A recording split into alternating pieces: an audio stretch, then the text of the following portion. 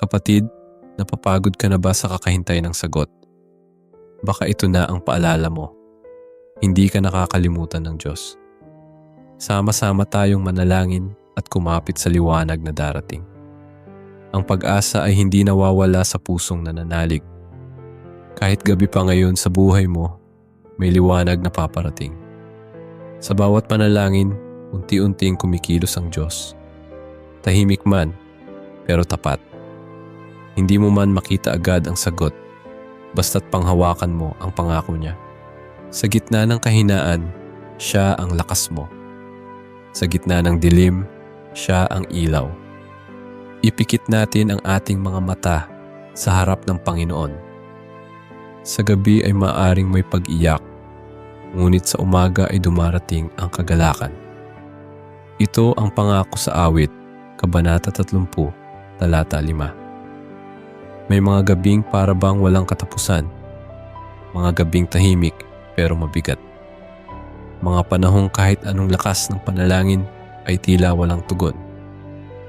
Pero sa kabila ng lahat, naniniwala tayo na sa bawat dilim, darating ang liwanag, darating ang umaga, darating ang pagpapala ng Diyos.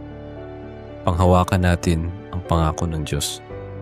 Tulad ng sinabi sa Isaias, bumangon ka at magliwanag, sapagkat ang iyong liwanag ay dumating at ang kaluwalhatian ng Panginoon ay sumikat sa iyo. Hindi man agad-agad ang liwanag, hindi man agad natatapos ang pagsubok, pero darating siya sa tamang oras, sa tamang paraan.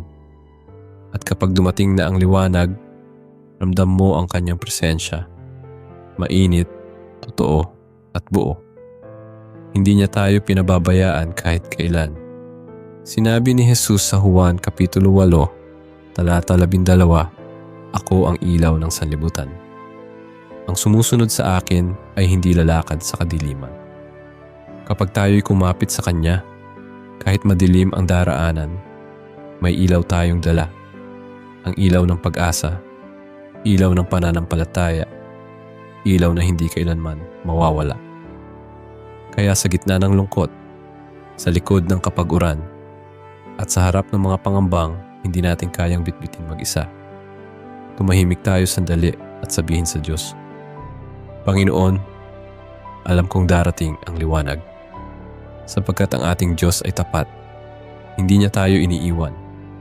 Sa dilim man o sa liwanag, kasama natin siya.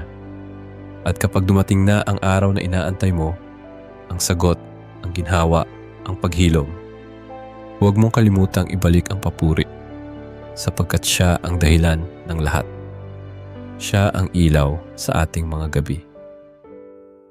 Halos sumuko na sa dami ng problema sa buhay si Ana. Walang trabaho, may sakit ang anak, at halos wala nang makain.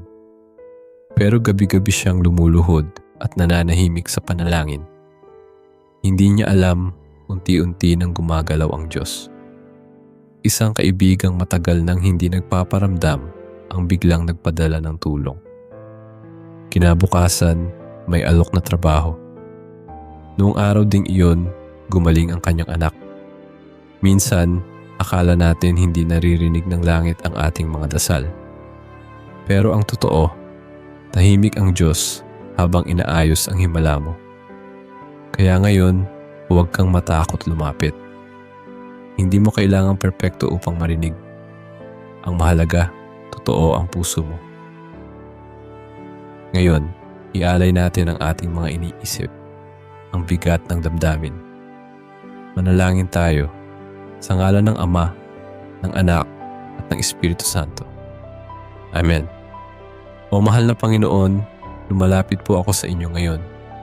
Napapagod, minsan ay natatakot, pero puno ng pag-asa. Alam kong kahit hindi ko man laging makita, kayo'y nandyan. Alam ko pong sa kabila ng dilim, may liwanag na darating. At ang liwanag na yun ay kayo, O Diyos. Marami pong gabi na ako'y umiiyak. Maraming sandali na pakiramdam ko'y mag-isa ako. Pero salamat Panginoon dahil hindi ninyo ako iniiwan. Sa gitna ng katahimikan, naroon ka, nakikinig nagmamahal, umaakay. Salamat sa pangakong darating ang umaga. Salamat sa paalala na hindi man agad-agad, ang sagot ninyo ay laging tama. Tulad ng sinasabi sa iyong salita, sa gabi ay maaaring may pag-iyak, ngunit sa umaga ay dumarating ang kagalakan. Salamat po sa liwanag na paparating, liwanag ng kagalingan, kasagutan at kapayapaan. Panginoon, tinataas ko po sa inyo ang lahat ng aking iniisip at pinapasan. Minsan po ay mahirap na, pero naniniwala akong hindi ninyo ako pababayaan. Sa bawat hakbang, kayo po ang aking gabay. Sa bawat desisyon, kayo po ang aking ilaw. Tulungan niyo po akong maghintay ng may pananampalataya. Palakasin ninyo ako na minsan ay napanghihinaan ng loob. Bigyan ninyo ako ng lakas na muling bumangon at magpatuloy. Turuan niyo po akong sumandal sa inyo, hindi sa sarili kong kakayahan. Panginoon, sa bawat takot, palitan niyo ng tapang. Sa bawat tanong, palitan niyo ng tiwala. At sa bawat luha, palitan niyo ng pag-asa. Salamat po Panginoon dahil hindi ninyo ako kailanman iniwan. Kayo po ang liwanag sa bawat madilim na gabi. Kayo po ang pag-asa sa bawat pagsubok. Kayo po ang Diyos na tapat, mabuti, at kailanmay hindi nagkukulang. At kapag dumating na ang liwanag, ang sagot, ang ginhawa, ang bagong simula, ako po ay magbabalik ng papuri. Dahil alam ko, ang lahat ng ito ay galing lamang sa inyo. Sa pangalan ni Jesus, Amen. Sa gitna ng dilim o pangamba na nararanasan mo ngayon, saang bahagi ng puso mo gustong pumasok ang liwanag ng Diyos? Ang liwanag ng Diyos ay hindi laging malakas sa simula. Minsan, ito'y tila isang munting ilaw lang, pero sapat na upang itulak ang dilim. Sapat na upang itayo kang muli. Kapatid, huwag kang mawala ng pag-asa. Patuloy kang manalangin. Patuloy kang magtiwala. At habang hinihintay mong sumikat ang umaga sa sarili mong buhay, maging sinag ka rin sa iba. Sa salita mong may pag-asa, sa dasal mong taos-puso, sa pagkilos mong may kabutihan, naaaninag si Kristo. Tunay na ang liwanag ay sumisikat sa mga matuwid. Maniwala ka. May liwanag sa dulo ng lahat ng ito. At ang liwanag na iyon ay hindi lang para sa iyo, kundi para sa paligid mo. Kung ang panalangin at pagninilay na ito ay tumama sa puso mo, i-type mo sa comments ang, Panginoon, alam kong darating ang liwanag. May pinagdaraanan ka ba ngayon? May gusto ka bang isama sa panalangin? Ilagay mo lang sa comments. Hindi man tayo magkakakilala, isa tayong pamilya sa pananalig. Babasahin namin at isasama sa panalangin ang bawat isa. Kung gusto mong patuloy na makatanggap ng mga panalangin, refleksyon at inspirasyong nagbibigay pag-asa, mag-subscribe ka na sa channel na ito. At kapatid, huwag mong kalimutan, ang pananampalataya mo, kahit tila mahina, ay sinisindihan ng Diyos. At ang liwanag na yan ay maaaring maging liwanag sa iba. Maging daluyan ka ng pag-asa, maging tinig ng panalangin.